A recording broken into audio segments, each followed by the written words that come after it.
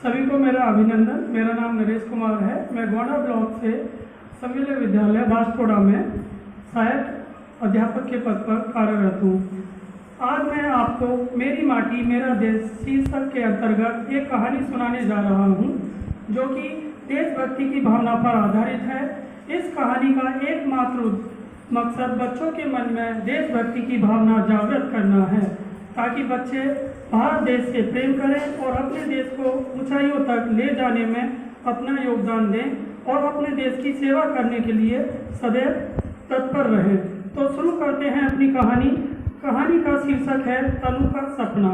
इस कहानी में एक छोटी लड़की है जिसका नाम है तनु। तनु शहर से दूर छोटे गांव में रहने वाले एक किसान की बेटी है। तनु की माताजी उसी गांव के प्राथमिक स्कूल में शिक्षा मित्र के पद पर कार्यरत है, जो कि अपने विद्यालय में बहुत ही मेहनत और लगन से शिक्षण कार्य करती हैं।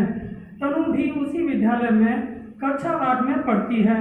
तनु बहुत ही होनहार छात्रा है और उसका सपना बड़े होकर डॉक्टर बनना और विदेश में नौकरी करने का है।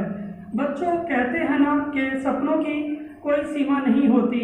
आप चाहे किसी भी परिस्थिति में हो और किसी भी परिवेश में रहते हो, पर सपने आप भी बड़े देख सकते हो। अगर आपके अंदर सच्ची मेहनत करने की लगन और कठिनाइयों से लड़ने का हौसला हो तो आप भी अपने सपने साकार कर सकते हो। ठीक इसी तरह तनु शुरू से पढ़ाई में मेहनत की और आगे बढ़ती चली गई। कक्षा 8 में तनु की शिक्षक ने तनु का आवेदन NMMS छात्रवृत्ति परीक्षा के लिए कर दिया, जिसमें तनु उत्तीर्ण हुई और उसे प्रत्येक माह छात्रवृत्ति मिलने लगी। तनु आगे की पढ़ाई भी कड़ी मेहनत और लगन से करती रही।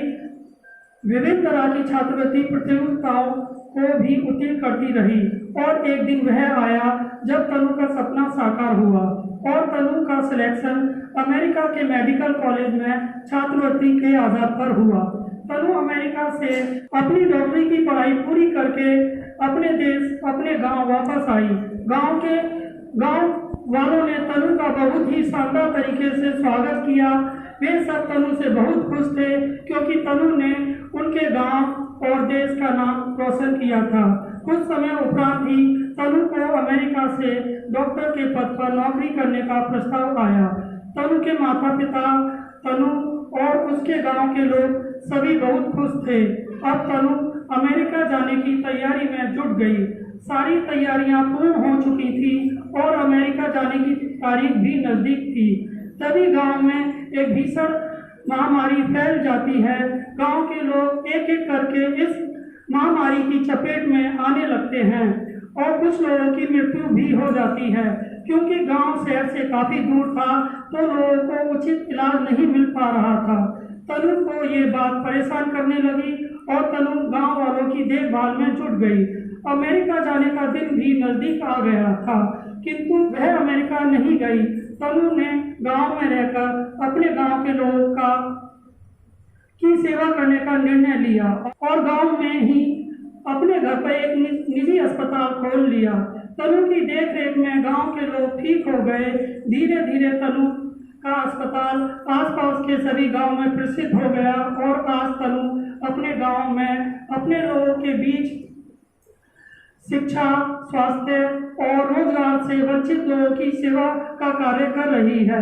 तो देखा आपने, तनु ने कितनी मेहनत और लगन से अपना सपना साकार किया, किंतु जब देश को उसकी जरूरत पड़ी तो उसने देश सेवा में अपने सपने की कुर्बानी दे दी। आशा करता हूँ आपको ये मेरी स्वरचित कहानी पसंद आई हो। धन्यवाद।